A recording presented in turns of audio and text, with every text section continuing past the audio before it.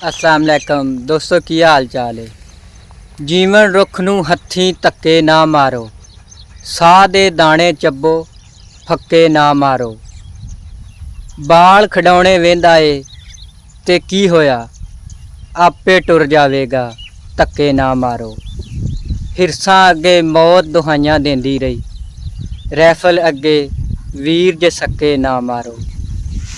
जित लैना ते खो लैना एक बराबर नहीं, ਉਹ ਦੁੱਕੀਆਂ ਨਾਲ ਤੇ ਸਾਡੇ ਯੱਕੇ ਨਾ ਮਾਰੋ। ਅਸਲਾਮ ਅਲੈਕਮ ਦੋਸਤੋ ਕੀ ਹਾਲ ਚਾਲ ਹੈ। ਮੈਂ ਉਮੀਦ ਕਰਦਾ ਕਿ ਤੁਸੀਂ ਸਾਰੇ ਠੀਕ ਠਾਕ ਹੋਵੋਗੇ।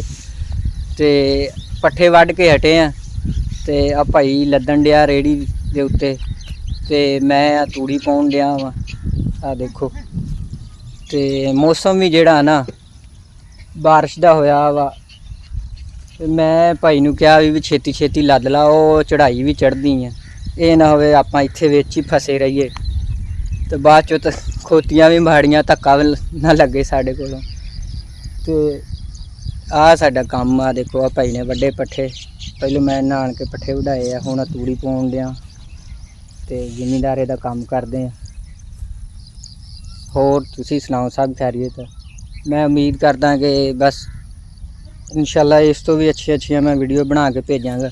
ਬਸ ਭਾਈਆਂ ਦੀ ਸਪੋਰਟ ਚਾਹੀਦੀ ਹੈ।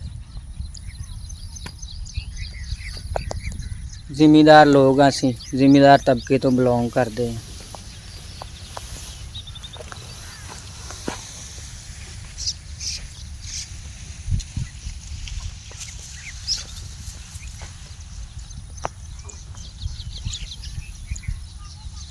ਆ ਭਾਈ ਲੈ ਕੇ ਜਾ ਰਿਹਾ ਥੱਬਾ, ਇਹ ਹੁਣ ਰੇੜੀ ਦੇ ਉੱਤੇ ਲੱਦੂਗਾ। ਤੇ ਮੌਸਮ ਵੀ ਜਿਹੜਾ ਨਾ ਬੱਦਲਵਾੜੀ ਵੀ ਹੋਈ ਪਈ ਹੈ। ਛੇਤੀ ਛੇਤੀ ਲੱਦ ਲਾ ਯਾਰ, ਚੜ੍ਹਾਈ ਵੀ ਬਹੁਤ ਔਖੀ ਹੈ ਚੜ੍ਹਨੀ। ਬਾਰਿਸ਼ ਆ ਗਈ ਤੇ ਵਿੱਚ ਹੀ ਫਸੇ ਰਹਾਂਗੇ।